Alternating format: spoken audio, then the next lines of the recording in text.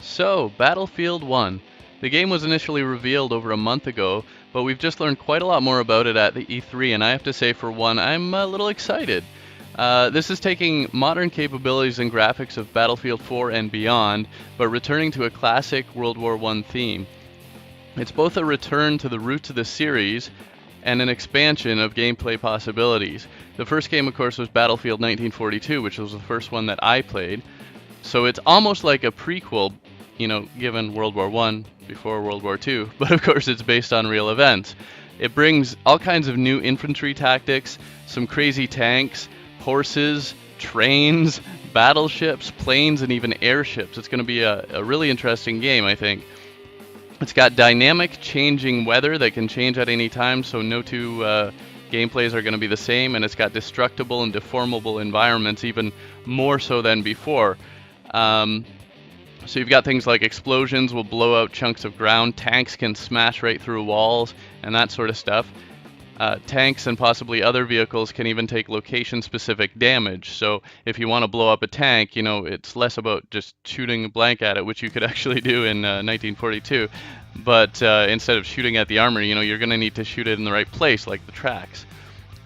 And it's got this really cool live spawn map that you can actually see what's going on the battlefield. You can see the explosions, you can see the vehicles driving around, and maybe even the players. And then you select where you want to spawn, and it zooms you right into the action. That looks really cool. Of course, it's got the classic 64 players that Battlefield has often supported. Now, something to note is that both Call of Duty and Battlefield started out with World War II games.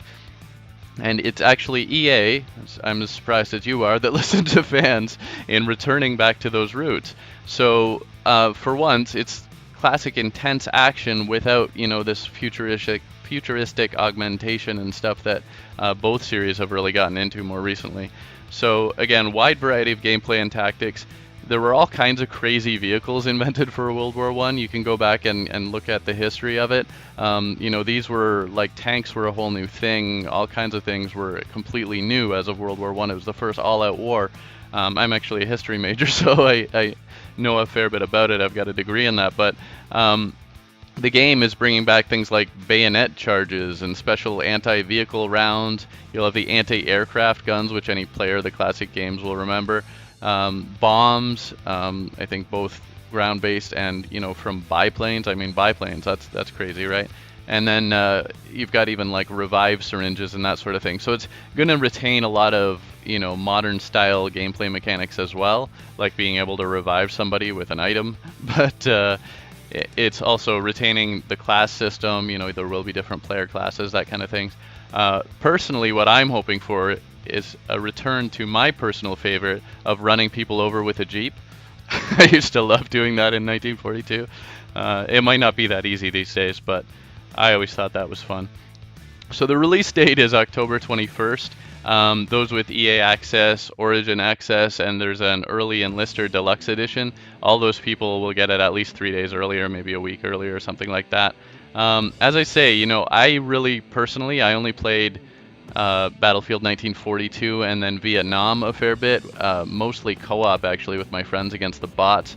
I kind of doubt the bots are going to make a return. The gigantic bot horde was always a favorite of mine personally, but I'm a little excited about this game actually. I might have to try it out. I don't know if I'll get it right away, but it's going to be interesting. So I played a little bit of Battlefield 2. I got Battlefield 3 like way after the fact when it was free. I've never played Battlefield 4. It's not that I don't like the games, it's just, I really love the classic games and I just don't have as much time these days. But I am kind of excited. How about you? Let me know what you think. I'm looking forward to this, and I might have to try it out. I don't go out and pick up new games that often, but I might have to. So check it out. I've put some footage in the background here, of course, to showcase all kinds of this stuff. There's going to be a lot more coming, of course. Again, it's released October 21st, so let me know what you think. Like, share, subscribe if you like the video. Please do check out my other videos and come back for some more. Thanks for watching, and I'll see you next time. Bye for now.